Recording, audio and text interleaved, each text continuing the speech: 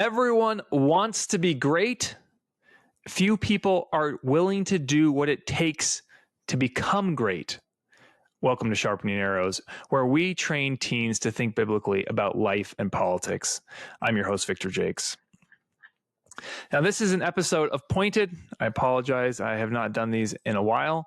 Sometimes life is busy, but that's exactly why I made these Pointed episodes, because I want to make sure that every week, no matter how busy the week has been, you have a chance as parents and teens or preteens to sit down and to talk and to discuss something.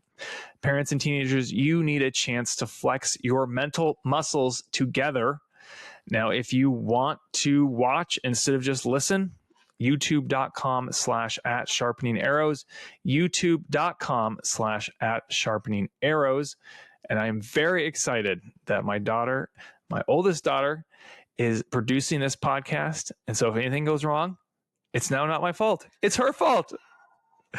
And someday soon, if it's not too technically difficult for both of us, I'll have to have her on the show. All right. So this episode, we'll see if I can keep it under 5 minutes. Might go 6 or 7 today. I like to share a quote and then just give a kind of a question to talk about. This is a story from Alana Mastrangelo. You probably noticed by now I'm terrible with names. She's a journalist with Breitbart.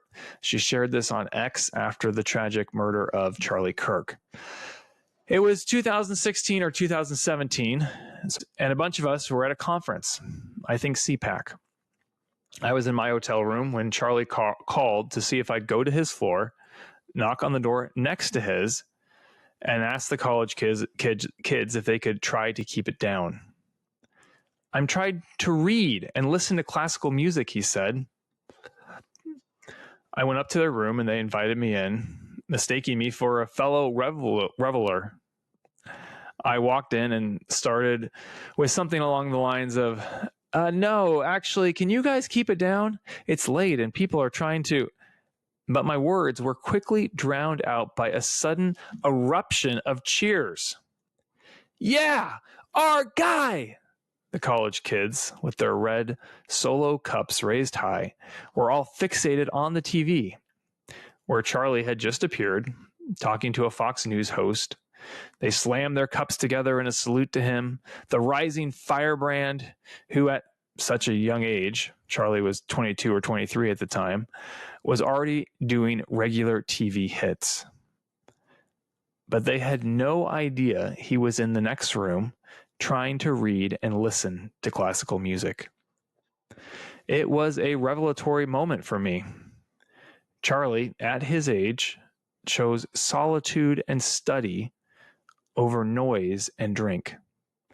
That's why he was on TV. And here were these college kids, oblivious to the discipline that fueled their hero's ascent. I had a quiet epiphany that evening in that crowded room. Never told anyone about it, but decided to cut alcohol out of my life significantly.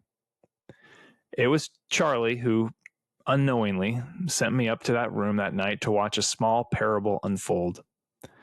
So alcohol was cut and more reading was added. Now, I won't belabor the parable because I think the point is obvious.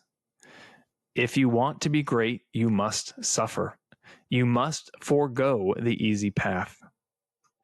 So let's have this question. What do you want to be great at?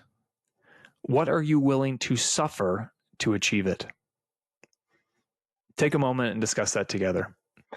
Now, if you enjoyed this podcast, please leave us a 5-star review and share it with your friends and Christian community. Be courageous like Charlie, stay sharp, and give God the glory. I'll see you next time.